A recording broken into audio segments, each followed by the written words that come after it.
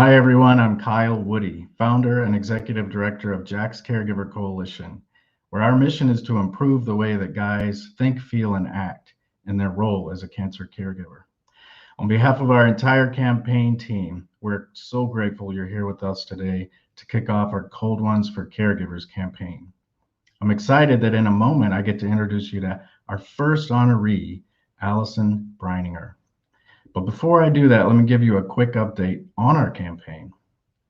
Our goal with the campaign is to raise $30,000, enough to make 40 more stories of caregiver support possible. We've already raised 10,765, meaning we're 36% of the way towards our goal. Here are a few ways you can help us close the gap. First, visit our campaign website at jackscaregiverco.org/ColdOnes4CareGivers. And the 4 is the number 4. Again, jackscaregiverco.org, Cold Ones for Caregivers. And at that site, you can become a fundraiser and win cool stuff like this pen, this sweet lapel pen, this shirt, if you're into golf shirts or other types of clothing. And it's kind of a competition. And I want to thank our fundraisers so far: Mark Matson, Patty Jo Verdeja, Riley Moore, and Bree Ostrom. And Patty Jo has just edged out Mark Matson to take the lead. So well done, Patty Jo. Another thing you can do there is sponsor our campaign. And I want to give a shout out to our sponsors already.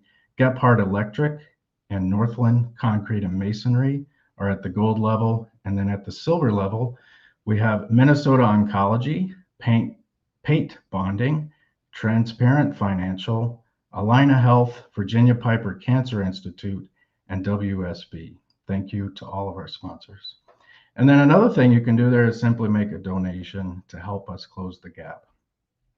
And then one more fun thing you can do is nominate a caregiver to win the Caregiver Cup. That you see behind me. The Caregiver Cup is an annual award we give to the caregiver of the year. And you can read more about that, who's eligible, how to nominate them, and celebrate them. And you can see our past winners. Dan Geider in 2016, 2017, Dustin Cesarek, 2018, Travis Robertson, and last year, Mr. Richard Anderson. Who will have their name etched into this trophy this year? That's the big question. And so with that, I'm excited to introduce our honoree today, Miss Allison Breininger. Allison, how are you today? I'm great. I'm happy to be here with you. And we are happy to have you, and just so honored that you can squeeze us into your schedule, because we, of all people, totally understand what it's like to be a caregiver, and we're just so grateful for you today. Allison Breininger, I'm going to introduce to you, has been a caregiver to her husband, Sean, since 2011, when he was diagnosed with Fanconi anemia. High school sweethearts, the two had been married for 9 years at the time of diagnosis and had brought their toddler Maya home from Haiti just 1 year earlier. Allison has been by Sean's side through bone marrow transplant, 7 different types of cancer, a hip replacement, among other things. She writes honestly and openly about the challenges and realities of being a caregiver at her site, thenegativespace.life. And I just happen to also know, because we've spoken a lot very recently, that she's a person who loves and tells the truth. And she also loves to tell the truth. And when we were visiting recently, Allison, I had asked her what did our mission mean to her. And I wrote down some of the things she said.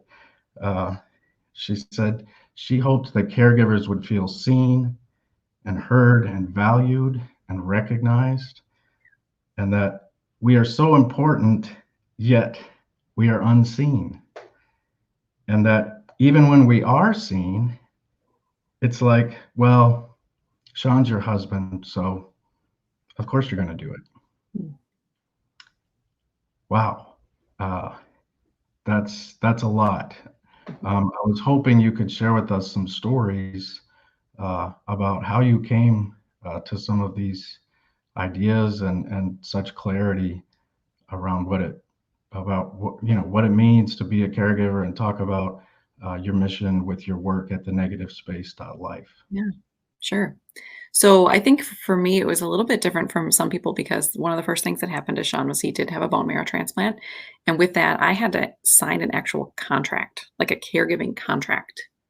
Because bone marrow transplants, I mean, it's one of the most intense medical things that can happen to a person because they bring you like this close to death before they bring you back. And so before you can't have a bone marrow transplant unless a caregiver signs a contract promising that they'll be there. And so unlike other caregivers that I've met who sort of like don't consider them a caregiver or never really thought of themselves in that way, I think that part of my clarity came from like one of the first things that happened to me was like a social worker handed me a piece of paper that said, "Will you do It this?" explicitly said what your job was. It really did. And I mean, it said everything from like coming to appointments and taking care of his medical needs and his social and emotional needs, like all the things. And it said 24/7 for 100 days. Because 100 days is sort of the magic, like with a bone marrow transplant, like you're trying to get to that 100-day mark. So we sometimes joke that now we're on day like 3,000 and whatever, right? And I'm still here doing it. Or I'm Um, really curious what the payment terms were on this contract. I What did you should have get paid asked for this? questions about that before I signed it. Yeah.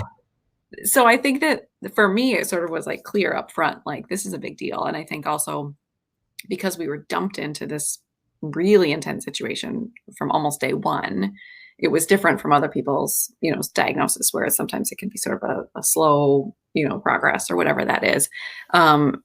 So I was just like dumped into the deep end from the beginning. And I think that that's sort of what brought me to some of this clarity around this. I think other things that happened is that the more I tried to be around other caregivers, what I saw was that even in support groups sometimes that caregivers would sugarcoat this. And even in those spaces where a social worker or someone was saying like, "How's it going being a caregiver for your spouse?" And I was like, "Okay, good. Here we go. Like we get to talk about this, right? Like this is the place where we get to really be honest about this." That I heard fellow caregivers in a safe space say, "It's just a gift. And it's just a blessing. And I just couldn't imagine my life any other way." Yeah. And right. And it was in those moments that I was like, "Yes. And this Yeah. is really hard and it's full of grief and it's full of stress and it's not the way any of us expected our lives to go." And Yeah. so it was a lot of moments like that pushed me towards beginning to write about it because I was like, I can't be the only one out here who's saying that this is hard, right? But I'm just not finding those people. And so I started to write, and the concept of the negative space is that, like, if you think about that in art, that there's something in the picture that like everyone's eyes are drawn to and that they focus on, but there's all this other stuff in the background of the picture that really like is crucial to the way the picture works, but people don't pay attention to it and they don't notice it or they don't recognize it. And I think in each situation where there's a person who is sick, that there is a caregiver in the negative space. Like we're the ones scheduling the appointments and going to the appointment and getting them to the appointment and taking the notes and doing the follow-up and all the things that we do. The people don't notice and they don't recognize. And yet if we weren't there, the whole picture would be different. So that's sort of half of the negative space piece. The other piece is sort of within each of us. Like there's part of me that does say it's a gift, it's a blessing, right? Right. But the part that a lot of people don't reveal is the part where I say like, I'm exhausted and this is hard, right? So that's even the negative space within the individual. And so that's the platform under which I write and I try to collaborate with organizations and I speak and just really trying to shine light on what it is that we all do as caregivers and to give permission to caregivers to tell their story. And if they feel like they can't, that for them, for whatever reason, like maybe they feel like their family wouldn't be comfortable with that, for that help to allow them permission to use my story as their words, right? Even if they can't say it, how can they share the reality by using my story instead? Right. I'm blown away, and I always am when I engage with your writing and talking with you. And one of the reasons is when we spotlight or shine a light on caregivers, Yeah. number one, well, it's just they really struggle to talk about what it is for them. They're really good about talking about, especially the guys, the technical stuff, Mhm. the medicine, the treatments, the routines, all of these things. But when it comes to, what does it mean for them, and how has it changed their life? That's the message we're trying to communicate. Why it's important to support caregivers. And usually when we're interviewing these guys, we as interviewers, Rich and I both, and I'm sure future interviewers will have the same struggle. They just don't know how to talk about it. They haven't thought enough about it. Um, it just they keep going back to their caregiver or Mhm. their Sean, and telling us about that person. Um, but to some extent, I I don't know if it's that they are in denial about how hard it is, or if it's uh, for me, I know for many years I had a very robust, concrete emotional wall around myself, Mhm. that I wasn't going to let myself feel any of these hard feelings. The fact that everyone would only ask me how Sarah was, Right. the fact that um, I was just in pain, every day. I just wasn't gonna feel that, Yeah. and Yeah. so it's just so refreshing to have a leader like you in our community that's so skilled and equipped, with your talent of writing and your poetry. I encourage everyone to check out the poetry on your site, as well as just the blogs where there's a lot of like, here's a day in the life of Allison and Sean, and it's bananas. Like it's totally bananas. Um, and Sean, we had on our podcast episode 15. You described him as a mystic. I love that, and I remember when we first met, I was planning to engage you right away, and I was like, okay, I'm even more intrigued in Sean in some ways, because our mission's focused on guys, and caregiving stuff, but also having Fanconi anemia is like beyond tough. And the way he talked about it, like, uh, one thing that really struck me was that he's letting it define him. Mm-hmm. And that's not a you don't hear that. Right. I mean, even just recently, people, that don't let it define you. I remember the stuttering thing that was on one of the campaigns recently, and it was like, don't let it define you. And Sean's like, I let it define me. Mm-hmm. And it's not the only thing that, Mhm. but I accept it. And I Yeah. see that in you too. Uh, Absolutely. you're Yeah. letting it define you. Yeah, I think a lot about the word space, right? So like I have the negative space and I think about like giving ourselves space to let it define us. Or like for you, like you didn't give yourself space to even think about how you were feeling or acknowledge how you were feeling. But also that could have been because people were not giving you space to ask how you were because they weren't asking how you were, right? And so it just feels like we just get shoved further and further into these tiny little boxes as caregivers and then also the patient side. And what I'm trying to do is just like, how can we give ourselves space? How can I give myself space to say, like, this is really hard? And how can I give myself space to say, like, this is part of who I am. If I ignore this enormous chunk of my life and my role, like I'm ignoring, like I'm not acknowledging like a big part of who I am, right? And but then also, how can we give each other space, right? How can we help people to start to look at the caregiver and say, how are you doing? Not just how are they doing, how are you doing, right? And so I that word space just keeps kind of coming up for me, and like that's what we need to give ourselves and give each other. I love that. I love, um, we've thought a lot about um, space too, and that, we um, we used to use the word hospitality, Mm. we bring to caregivers. We wanted, um, but we found that that meant a lot of different things to different people depending on who heard it, and we came up with the phrase that we're meeting them where they are in spaces that inspire solace and renewal. And the space part is so important, right? Like Yeah. that's, you got to create that. And for caregivers who are, uh, you know, like Allison, or even like your challenges are so extreme, and I think that's part of why you've become Mhm. who you are in the community, such a leader.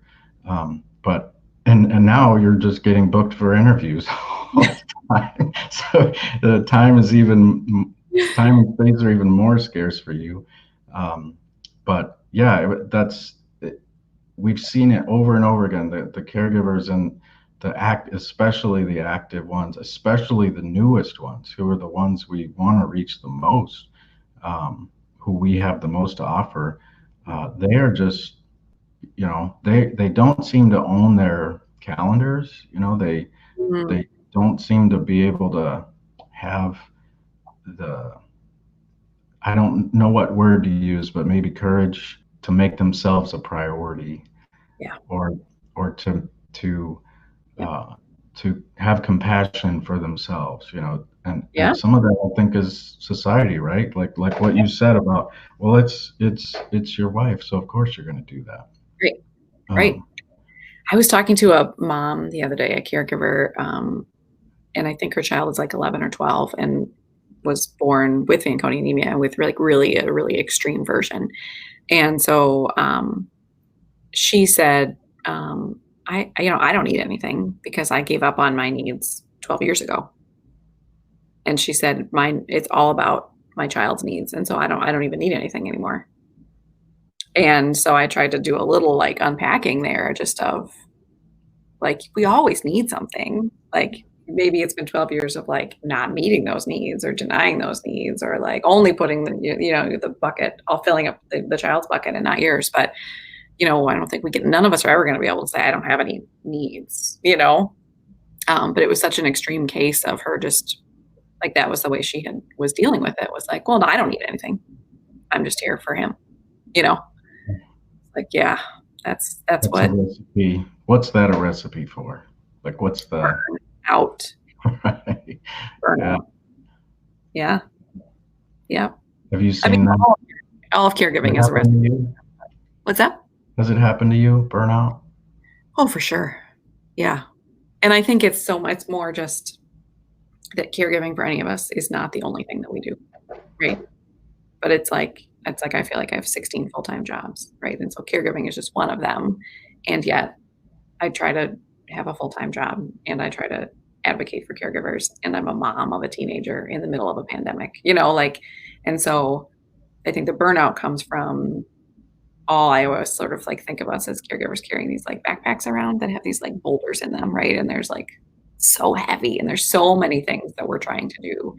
And right now with COVID, it's like somebody just like, poured cement into our backpack too, because everything that we were doing before, caregiving and otherwise, now feels harder. Um, so yeah, for me, the burnout for sure comes from just like doing all the things all the time, you know? Yeah. And the world and my life expects me to still be working and momming and all the things, even though I'm additionally doing all these extra caregiving things as well. Like the other stuff doesn't go away. Right. Well, I want to come back to that boulder backpack analogy. But before I do that, I want to remind everybody why we're here, what the purpose of this campaign is, to make 40 stories of support for caregivers like Allison possible. And and the four ways that you can help us do that. Number one, go to jackscaregiverco.org/ColdOnes4Caregivers. And there you can create a fundraising team. You can try to beat out Patty Jo Verdeja. She's very competitive though, so you're up for a competition there. You can sponsor our campaign. You can donate to our campaign. And of course, you can nominate someone for the Caregiver Cup, which strikes me as something that I think Allison would approve of, because we're helping these caregivers be seen. We're helping them be heard and valued and celebrate them. And, we want to shine a light. Of course, one caregiver will win the ultimate prize, but we will have runners up as well. And so with that, back to the boulder thing in the backpack, and just the burnout. Like, I think it's important for folks out there to know that even someone like Allison, who is what I would call in the mastery phase of caregiving, right? Even her experiences the burnout, right? Like, it's probably, if we're honest with ourselves, it's probably maybe impossible to avoid it to some extent. There's going to be those, and then, like you said, you layer on a pandemic and what's going on in the world, especially for you, your daughter, and it's like, give yourself some grace, and feel the burnout. Maybe that's the best thing. Let's feel it and move through it, and find ways to get past it. Right. Well, you said I'm in the mastery level. Like, sometimes I say I'm like a ninja level caregiver, right? But I mean, that's because I've been doing it for so long. But the doing it for so long doesn't mean that I shouldn't be burnt out. In some ways, it's like I have years of compounded stress and trauma. Like, the things that I have gone through and lived through in the last 10 years, like, are too much for one. It accumulates. And it accumulates, right? So it's not just like, oh, the new people get burnt out, or they'll, you know what I mean? Like, for us, it's like accumulating, and it's years upon years of it. So I think that's something to keep in mind. I think that's another piece of the negative spaces that I try to, in my social media stuff, is it's not me like looking cute, right? It's like me like looking like a hot mess in a clinic or whatever, because it's like, it's sort of anti-Instagram, what Instagram typically stands for, because years ago, the Be the Match did like a photo shoot of our family for this caregiver book that they were doing. And afterwards, I was like, I love Be the Match so much. And I felt bad about the product because it was me like looking cute, like exercising at a park and like journaling in the backyard. And I was like, this is not the reality, right? This is not, like, as a caregiver, I don't get to like put on cute clothes and go stretch at a park, right? Like, that's not part of what I get to do. And so I felt like I was painting this like false picture for caregivers who are getting this book and being like, who is this girl? And how does she get to like do her hair and go to the park, And so, like, that's part of what I try to do in negative space too, is like, like me at the end of the day looking like a hot mess and saying like, ooh, that was hard, so that people aren't like, well, she can do it, so why can't I do it? Like, I'm here, the first one to say like, this is really hard, guys, So there's be like a true, honest picture of what it's like. Right. And that I don't know why that's just making me laugh. Like, to put on cute clothes and go stretch at a park. Right. It's not happening. Right? It's not happening. But if you look at that book, that's what it looks like is happening. And I'm like, nope. It reminds me of somewhere along the way I read a piece on caregiving, and it was a woman who was sort of bemoaning the fact that what the world's message is to caregivers, as far as she could tell, was you need to go get a facial, a pedicure, you need to take care of yourself, and that's what self-compassion means. And she said, I think that means that I'm supposed to not look tired. And she's like, I'm sorry, but I'm not down with this. Like, I'm hearing the same thing from you, right? Like, it's totally. And she said, what I need is solace. Like, I need to be with people who understand what I'm going through. I need to, uh, and we're not trying to fix it or solve it. It just it is what it is, um, and feel renewed, like genuinely, not this like let's put. Um, yeah, so I love your approach and how it aligns with your value of telling the truth, and that's what the world needs more of with everything, but especially with what caregivers are going through, because Yeah. it's just not out there. Right. I mean, that's one of my least favorite phrases, and it's one of the most used phrases is that people say to caregivers, "Are you taking care of yourself? What are you doing to take care of yourself? Don't forget to take care of yourself." And you know what that's doing is that's adding something to our to-do list. Right. So it's like, Yeah. I have all these things, now I should add like, oh, another thing. Yeah. And so Just tack that on here to right, the 40 other things I'm still behind on and right, not getting right. done. And it also makes it sound like we're not doing something right. If it's like, "Are you taking care of yourself?" It's almost like being chastised a little bit. And it's like, "Oh, friend, do you know all the things I am doing?" And so I saw once this quote that I think is so important. It says, "Instead of shouting self-care at people, we should be creating community care." And I mean, that's what you're doing at Jack's, right? Is like instead of saying, "Allison, you have another thing you need to do," it's like, "Allison, we're here to support you," right? Like, Yep. um, it's like seeing like the intent is like, you should this is hard, like you need care.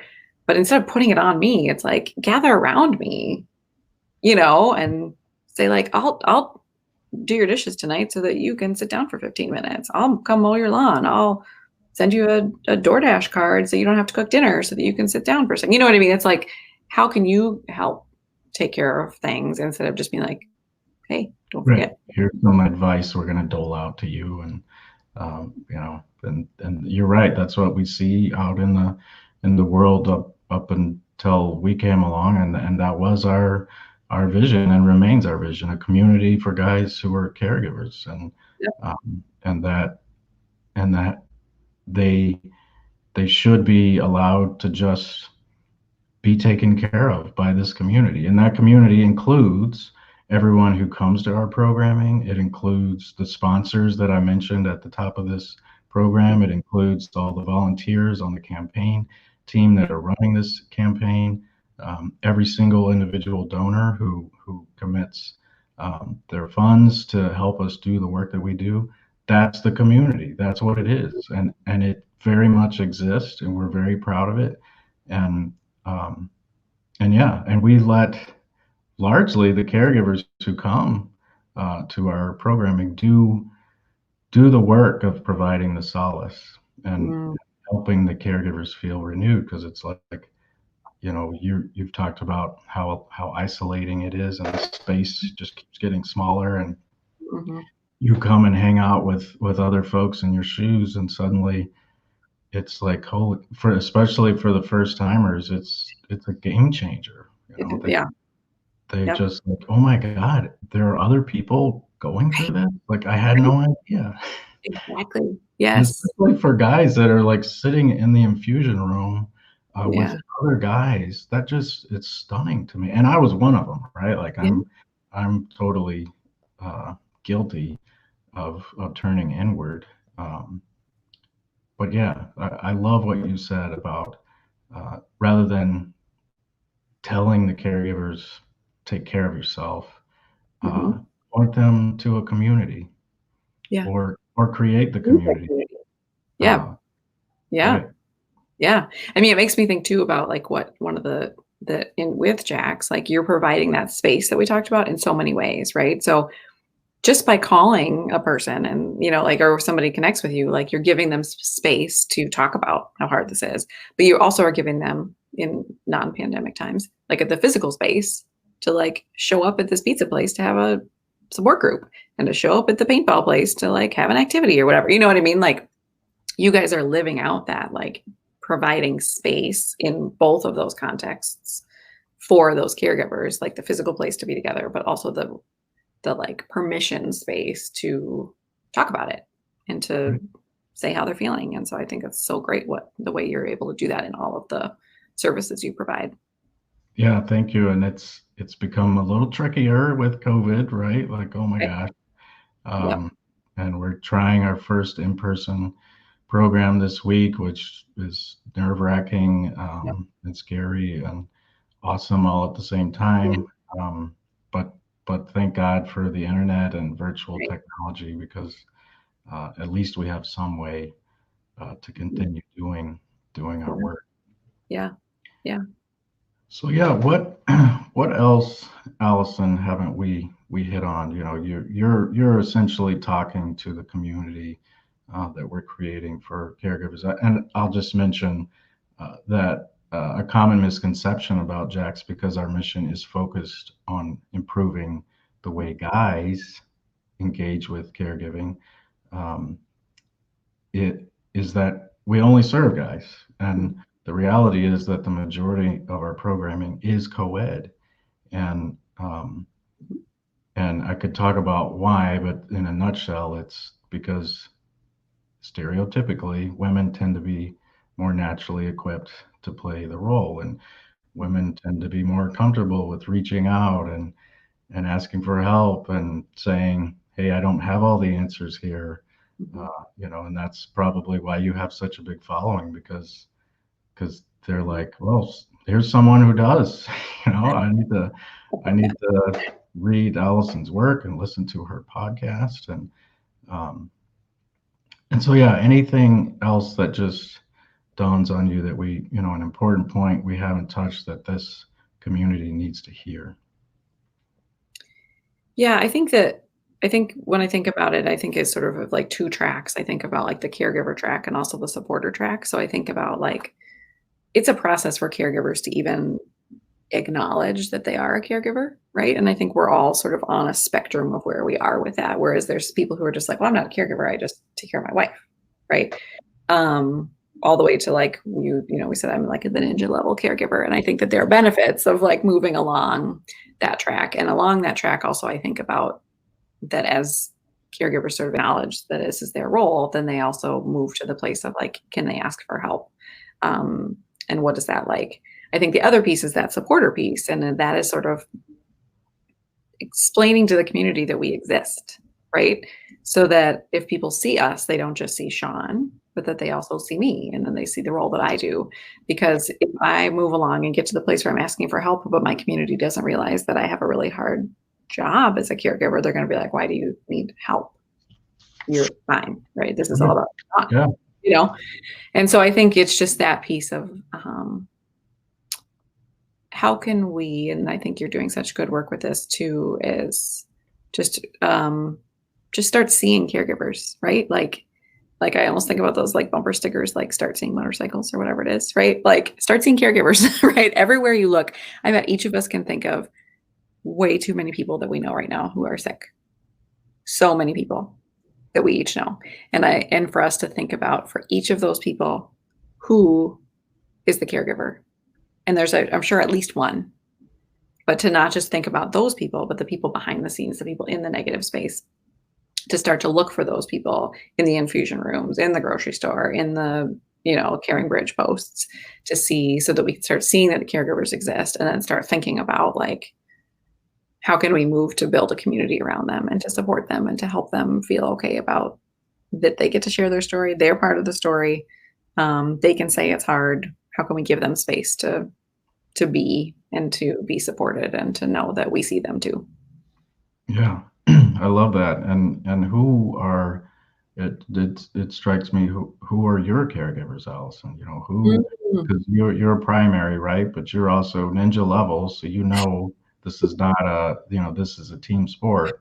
Yeah. And so who are the folks that we need to shine a light on in Mm. the team Breininger that are Yeah. bringing the best to Yeah. this? Yeah. So by that, do you mean like who's taking care of me, or who else is taking care of Sean alongside me? Yeah, maybe both, but especially you. You Yeah. know, especially Yeah. you. Yeah. No, I think that's such a good question. I mean, I think I am really grateful to have like a very best friend and a sister-in-law and a mom who the three of them all live within 15 minutes of here. And the three of them are sort of like in my back pocket constantly. So if both to be able to, any of them would step in to help with Sean at any moment, but they're also the ones, like there was a moment a couple of years ago where Sean coded at the hospital and my mom was there, but then immediately as soon as he was like stable enough that we were sitting down, like texted the sister-in-law, texted the best friend. And even though she has twin babies, I said, I need you at the hospital right now. And she didn't ask any questions and was just like, yep. And so I have like a team of people who are sort of at the ready, who are the ones who also say like, what do you need? And not just always like, what does he need? Which is great. Those same people, like, so my parents moved here to Minnesota to like 3 minutes away from us a few years ago to be our support. And so they are the backup all the time. Whether that's like if I need help with something that's going on with him or if I need help with our daughter because I need to do something. Obviously that's harder now because of COVID. But they would still be the backup if we needed that. And then his brother and sister-in-law live close by too. And so, but we think about that, like people are getting better at seeing me as needing support, but then those guys are like the next ring of support. Yeah. And so sometimes they're like, we're tired too, like when it's crisis time, like, so I think that's a big important piece, is not to just notice and support like the tier one, the first ring caregiver, but then who are the other people there too, that you might not be like, oh, we should really support his brother, but like, oh, his brother was at the hospital with him all night too. You know what I mean? So it's not primary. These families and friends of folks who don't get the honor to be the primary. It's hard on them too. They're losing the loved one in a variety of ways, and it's different for them, but it still just sucks. And so how do we and we've even like waffled on this idea of having this trophy that is just for the primary caregiver, right? Like it's like, how do we make this a team celebration? How do we encourage? And the reality is, for now, unfortunately, Allison, you're the unicorn that has this team, right? Like a lot of times, especially the guys, it is, and why is it the rugged individualism that we were taught? We don't know the reasons. It's just the way that it is. But I just imagine, and I have a dream that all of the caregivers are supported like you are. Yeah. That all of them have this team of people who are constantly checking in on them, who are, and then that the second tier has a third tier checking in on them, and on it goes. What a world. I think part of that is like those tracks I was talking about, right? If I was still over here to being like, we don't need any help because I'm just his wife, right? Like I wouldn't have that team. Like my team, maybe I would have a really insightful team that would try to jump in and support even if I wasn't in the recognition phase. But I think part of it is like, I have a great team because I've been really honest about like, this is hard. I need help. I need you to come, and so it's sort of this like two-pronged approach, that part of it is the caregiver getting to the place where they feel like they can acknowledge that they need help and be honest about how hard it is. Because I think some people are just like sugarcoating it or not talking about how hard it is. And then people don't know that they even need to help because they don't know what's going on behind closed doors. That's right. So I think my honesty with it has helped me get that support system because people are more aware of what's going on. Right. And for sure it has. Right. And that's nobody was in my early caregiving days was reaching out to me to help me because I didn't act like I had any issues. I was saying, I'm so lucky, I've got a job where I can work from infusion, and just imagine if I had to clock in and out, and I would go down, and all those things were true. It's, like you said, it's yes and right. I lost the dreams that I had imagined my life, where we were all going together. It all got turned upside down. Yep. So, wow, Allison, it's just been I knew this would be good. I didn't know it would be this good. I always love talking to you. It's just always a pleasure. It's just, yeah. And it's crazy that we live like in the same neck of the woods, honestly. I Yeah. mean, in Burnsville right Right. now, we're in St. Paul, Yep. that's not that far away. And I feel like we're two of the people who are most passionate about this cause, if we're to lump it under Yeah. one bucket. And here we are in the Yeah. same neck of the woods. And when the virus calms down, we'll get to hang out again. I know. Yeah. I'm excited about that. Yeah. Well, I appreciate that you know, are on my story and, you know, that allowing me to talk so that we can continue to share, you know, and shine light on what it is that, you know, my story is just one of so many, but I think that every time caregiving is just talked about in general, it helps the general community of caregivers because it sort of raises awareness that we're out there. So Right. thank you for, you know, giving me this opportunity to talk. Hey, it's all the honor and is only ours, and we're just grateful for you. Yeah. And with that, we'll bring it home here. Again, thank you, Allison. Hi to Sean. Absolutely. And, Could I do a quick plug just in case people want to find yeah, and how people can connect with your work, you know. For sure. So the website where a lot of the writing is thenegativespace.life.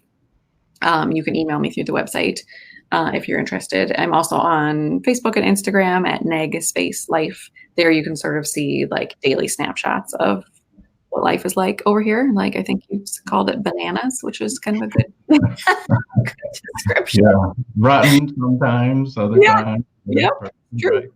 And then also I recently started a podcast with a male spousal caregiver who's around my age, and that's called In Sickness.